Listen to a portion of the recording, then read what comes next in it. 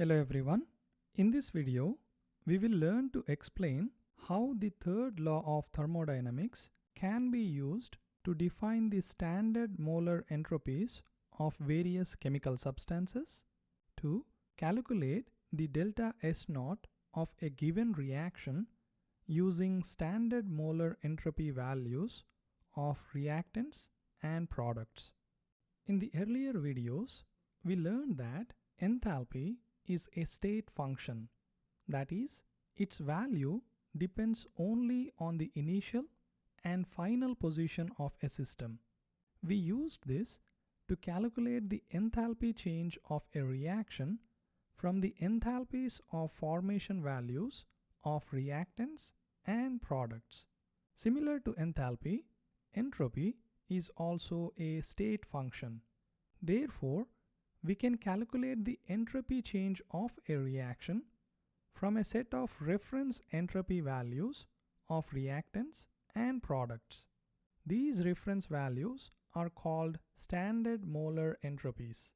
The entropy of 1 mole of a substance measured in its standard state is called standard molar entropy. It is represented by S naught and is usually measured at 25 degrees Celsius or 298 Kelvin. The units are joule per Kelvin per mole. The standard molar entropies are different in the way they can be measured compared to molar enthalpies of formation. When we discussed the enthalpy, I mentioned that we cannot measure the absolute value of enthalpy of a substance.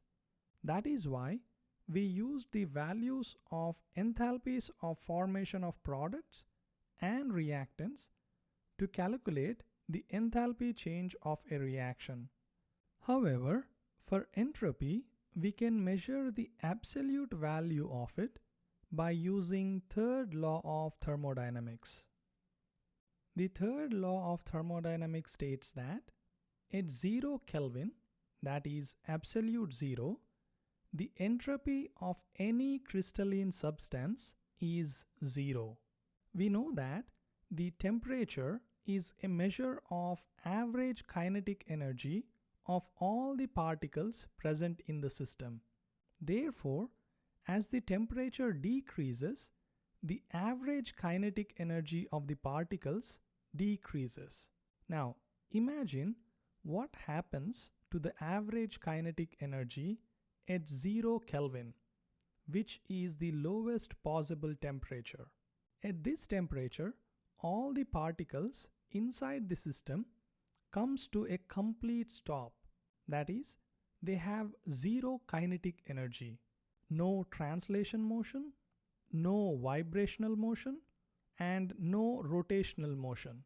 Since there is no movement of particles at all, there is only one possible arrangement of the crystal, or we can say that there is only one microstate. And according to the Boltzmann law, entropy S is equal to K ln omega, where omega is the number of microstates. If number of microstates is equal to 1, then entropy is calculated as 0. So, for any substance at 0 Kelvin, the entropy is 0. To find entropy of any substance at a given temperature, we cool that substance to a temperature as close to the absolute zero as possible. And then we slowly add heat to the substance in increments. We measure heat added and the temperature at every increment. And we use these values to calculate the delta S. We add all these incremental increase in entropy values to get the total entropy of the substance. Let us say we need to measure the standard molar entropy of a given substance. For example, hydrogen gas. We cool 1 mole of this substance to approximately 0 Kelvin. At this temperature, its entropy is 0 according to third law of thermodynamics. Now, we slowly add heat to the substance in increments. At each increment, we measure the amount of heat added and the temperature at which the heat is added. We continue to add the heat until the substance reaches its melting point. During this entire step, the temperature of the substance increases from 0 Kelvin to the melting temperature of the substance. We can calculate the entropy change associated with this process by using the formula delta S is equal to N Cp ln T final over T initial. Since we are starting with 1 mole of the substance, we can replace N with 1 mole. Delta S is the change in entropy of the substance. Cp is specific heat of the substance in solid phase. T initial is the temperature at which we start, that is 0 Kelvin. And T final is the temperature at which we stopped, that is the melting temperature of the substance. Now, at the melting point, if you continue to add heat to the substance, there will be a phase change from solid to liquid. And this phase change happens at constant temperature. For this process, the entropy change is called as entropy of fusion. Delta S fusion is equal to heat absorbed during this process, that is Q reversible, divided by the temperature. Q reversible, that is heat absorbed, is equal to the number of moles of solid times enthalpy of fusion, delta H FUS. And the temperature is the melting temperature. This is heat absorbed in step 2. Now, we have 1 mole of substance in liquid phase at its melting point. We continue to add heat and its temperature increases until it reaches its boiling point. During this, the entropy also increases.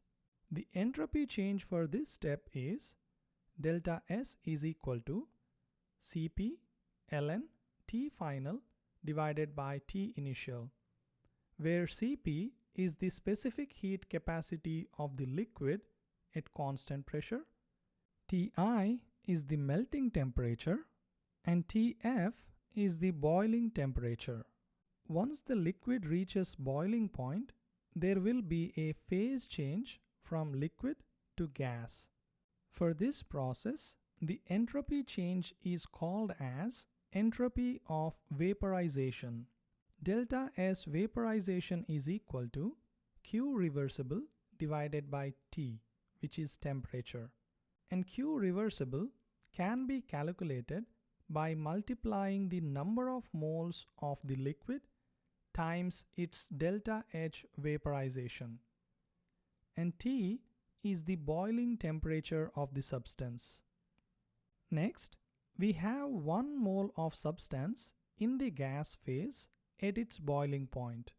We continue to add heat until its temperature reaches to the standard temperature, that is 25 degrees Celsius. The entropy change for this step can be calculated by using the formula below. Delta S is equal to Cp ln T final divided by T initial, where Cp is the specific heat capacity of the gas at constant pressure, Ti is the initial temperature or the boiling point of the substance, and Tf is the final temperature or the standard temperature of the substance. Next, we add the entropy change values of all these steps to get the standard molar entropy of that substance at 25 degrees Celsius.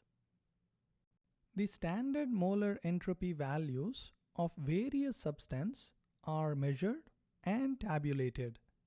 These values will be provided to you in the exams. Here is a list of standard molar entropies of some common substances along with the enthalpies of formation values.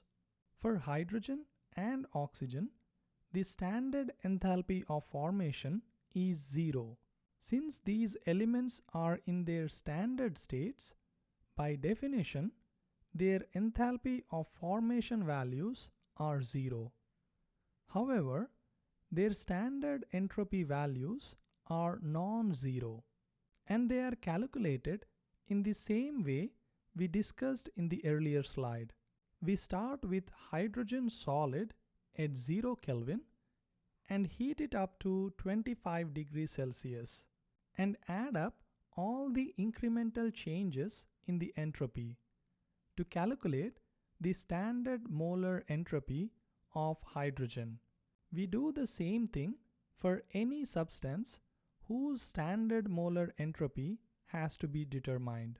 Now, if you compare the standard molar entropies of hydrogen gas and oxygen gas, we notice that the standard molar entropy of oxygen is higher than the hydrogen gas. The reason is, when we calculate the incremental entropy change values at various steps of heating, the specific heat capacity of oxygen is much higher than the specific heat capacity of hydrogen gas.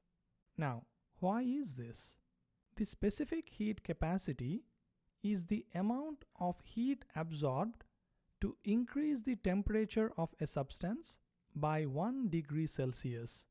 Since the oxygen molecule is much larger than the hydrogen molecule, the oxygen molecule requires more energy to rotate or tumble compared to a hydrogen molecule. In other words, oxygen absorbs more heat to increase its temperature by 1 degree Celsius compared to hydrogen molecule. We can make this generalization for any substance. Standard molar entropy is higher for larger atoms or molecules of same type. Next, here we have standard molar entropy values of some compounds. As you can see, the standard molar entropy of water in gaseous phase is higher than the water in the liquid phase. We can use the standard molar entropy values to calculate the entropy change of a reaction in the same way we used the enthalpy of formation values to calculate the enthalpy change of a reaction. For example, we have a hypothetical reaction in which A moles of A reacts with B moles of B to form C moles of C and D moles of D. The entropy change of this reaction under standard conditions delta S naught is equal to C times standard molar entropy of C plus D times standard molar entropy of D minus A times standard molar entropy of A plus B times standard molar entropy of B. That is, the total entropy of the products minus total entropy of the reactants under standard conditions. Let us now do an example problem. Calculate the standard entropy change for the combustion of methane. The balanced equation for the combustion of methane is given, and the standard molar entropy values of all the reactants and products are given.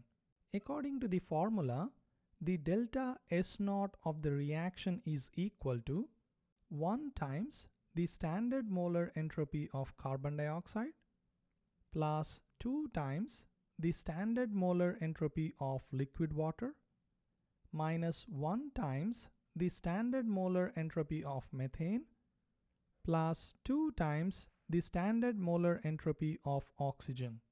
Let us plug in all these values. If we do the math, we get minus 242.9 joule per Kelvin. The entropy change of this reaction is negative.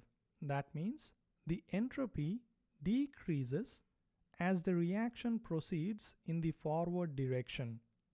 If we look at the equation, we have 3 moles of gases on the reactant side and only 1 mole of gas on the product side. Therefore, it makes sense that the entropy decreases as the reaction proceeds in the forward direction.